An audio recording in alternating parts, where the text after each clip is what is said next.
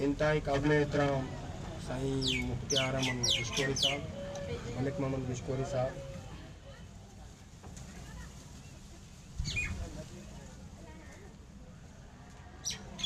अशोक शर्मा साहब, comrade गुलाम मोहम्मद लगारी साहब, साईं फजलुल्लाह फिदा साहब, साईं नियाज़ मोहम्मद चांडियो साहब, खालिद मुजाहिद चांडियो साहब ऐं ऑडियंस अॻियां जेके आयल महिमान, अस्सलाम वालेकुम।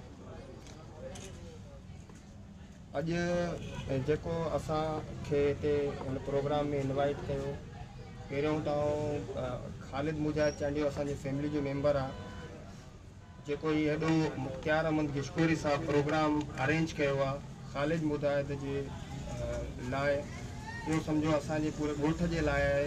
ऐं असांखे जेका इहा इज़त बख़्शी अथसि उन लाइ साईं मुख्तियार अहमद गिशकोरी साहब खे सलाम पेश कयां थो, उनजो शुक्रगुज़ार आहियां।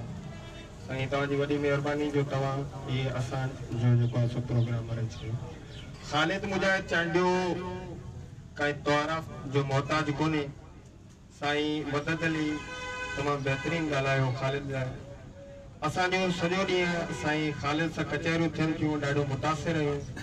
असांजो उस्ताद आहे ऐं उस्ताद जे अॻियां वेही उनजी तारीफ़ करणु जेको आहे मूंखे मुनासिबु कोन थो लॻे। बाक़ी पर पुठ असां हर महफ़िल में, हर दोस्त वटि, हर जॻह ते साईं खालिद जी तारीफ़ कंदा रहंदा आहियूं। खालिद मुजाहिद चांडियो नज़म जो बहितरीनु शाइर आहे। हिकिड़ो ॿ सिटूं मूंखे साईं जे नज़म जूं यादि अचनि थियूं। वञी पंहिंजे फतवा फरोशन खे चइजो, चरनि चंड खे चुमी ॾेई छॾी। इंतहाई इहो नज़म जेको आहे पूरो ॾाढो वणंदड़, ॾाढो हिन में मज़ाहिमती हिकिड़ो नज़म आहे। ऐं इन खां सवाइ खालिद मुजाहिद चांडियो असांजे लाइ या असांजे पूरे इलाइक़े जे लाइ असीं उनखे न सिर्फ़ु हिकिड़ो शाइर या अदीब या मुक़रर सम्झूं था, पर असीं उनखे हिकिड़ी यूनिवर्सिटी सम्झूं था। ऐं असां बेताब हूंदा आहियूं त खालिद मुजाहिद किथां अचे, कंहिं नमूने सां टाइम मिले त कलाक या 2 कलाक हुन सां रोज़ानी कचहरी करियूं, कुझु सिखण लाइ मिले।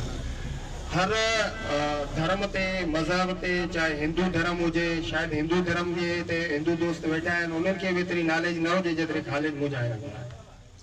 ऐं वॾा वॾा आलिम दीन जा थी गुज़रिया आहिनि, पर खालिद मुजाहिद जी हर मसलिक जे हवाले सां, मज़हब जे हवाले सां, इस्लाम जे हवाले सां एतिरी त डीप स्टडी कयल आहे जो हू हुन में जेको आहे सो मुख़्तलिफ़ तज्ज़िया कनि था ऐं सॼो ॾींहुं उन्हनि ते जेको आहे सो नेगेटिव या पॉज़िटिव जेके शयूं आहिनि उहे पॉइंट आउट कनि था, असांखे सेखारनि था, सम्झाइनि था।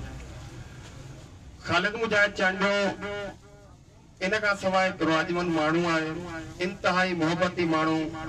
हर जेको आहे सो ॾुखी सुखी में हर माण्हू सां गॾु बीहण वारो माण्हू, जेको हुते असांजो हल्का ऐं अहबाब आहे, असांजा जेके दोस्त आहिनि या बिरादरियूं आहिनि, उन बिरादरियुनि में जेको आहे सो हर ॾुखी सुखी में गॾु बीहण वारो, या जिते मसइला मसाइल थियनि उन मसाइलनि खे पंहिंजे जेको बुरदबारी सां उनखे सुलझाइण लाइ सो आउं खालिद मुजाहिद चांडियो खे जस पेश करियां थो, सलाम पेश करियां थो। ऐं इन उमेद सां त इंशाअल्लाह खालिद मुजाहिद चांडियो जेको आहे सो इन पंहिंजी शाइरी खे बि, जेका मज़ाहिमती शाइरी, इनकलाबी शाइरी आहे या रोमानवी शाइरी आहे, उनखे बि कंटिन्यू कंदा।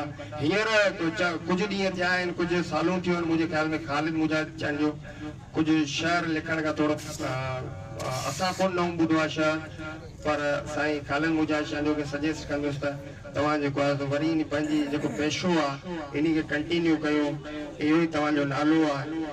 महिरबानी।